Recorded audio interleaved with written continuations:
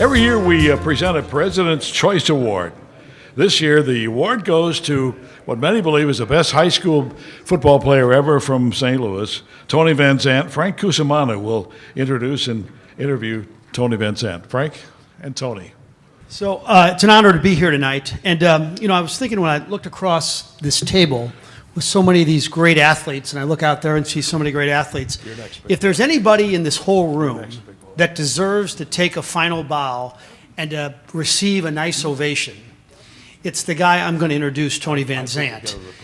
Because he didn't get to hear the cheers after the age of 18. And yet, when he was at his best, there was nobody ever better. I've roamed the sidelines of high school football games for, 25 years here in St. Louis.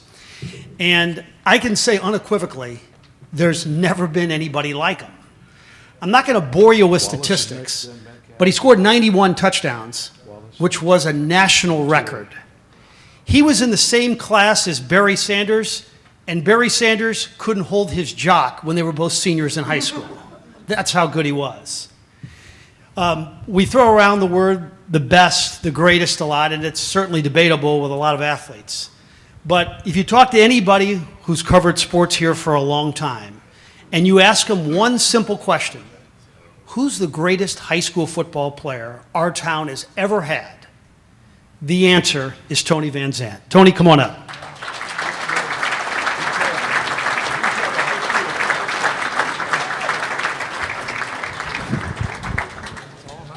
Take a seat, young man.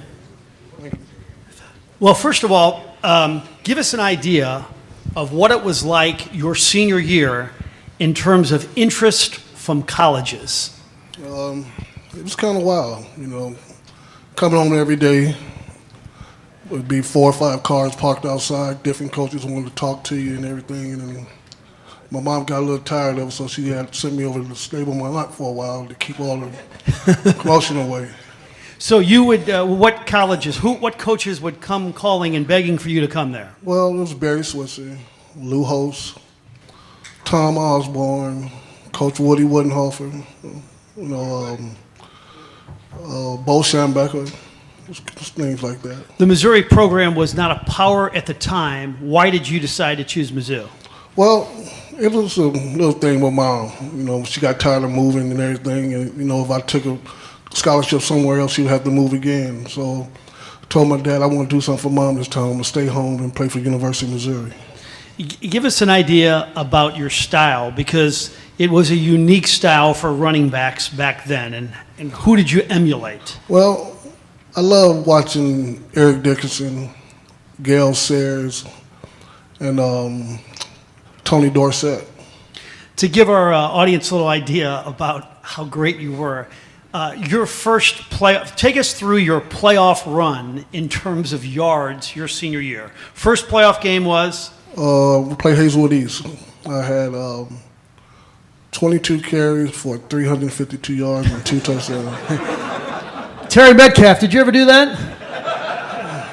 All right, your second playoff game your senior year. We played against Sumner Bulldogs at Busch Stadium. I went for 364 yards, and I pulled my hammy in the third quarter, so I didn't play the fourth quarter. And then there was a third and a fourth, or just a third? Well, we went on to play Webster Grove. I didn't start that game. Came in the second quarter, and I went for 202 and 2 touchdowns. And that was for the state title? No, we played Lee Summit in the state title. I went for 201 in the state title, 2 touchdowns, and I threw a touchdown pass. So your worst game in that run was 200 yards? Yeah. All right. Some of our audience is not familiar with what happened. You were a part of an all-star game at Jefferson City, at the end of your senior year. And this is right before you're going to head to Mizzou and begin a career that many thought would end up with a Heisman Trophy and All-American status. What happened that summer? Well, just a simple toss play. I was just running and I tried to plant and cut back the other way, and my leg just gave out. It felt kind of funny, so I went to the sideline and tried to walk it off and come back, but it just wasn't right. and then you rehabilitate that knee, and you think you're close to being the old Tony Van Zant, and then what happens while you're at Mizzou? Well, tore my other knee up, my right knee, and things just wasn't going well for me at the time. So I mean, I kept trying to get it back together and everything, but it just wasn't there. You felt sorry for yourself at one time, but you run into a guy, and I think it was outside a store, and that occasion, meeting with him, changed your life and set you on the course of helping others. Take us through that. Well, just feeling sorry for myself at the time, and a guy saw me in the store, and he waited for me to come outside, and I came out, and he started talking to me about football, and he said, maybe playing football is not just, it's for you. Maybe it's coaching and teaching other kids different things about in life that can help them out. So, I didn't really look at it that way, but I kind of walked away from it. But then when I got home, I started thinking about it. Once this thing is over, what do I want to do? So I got into coaching and everything I've been doing for the last 25 years. And how much do you love it? I love it. I won't turn it away for anything. How would you like to be remembered as a football player? I can't say. A guy that gave it his all on the field, didn't leave anything out, and was one of the best to come out of the state of Missouri. Let me correct you. You were the best. Ladies and gentlemen, Tony Van Zant.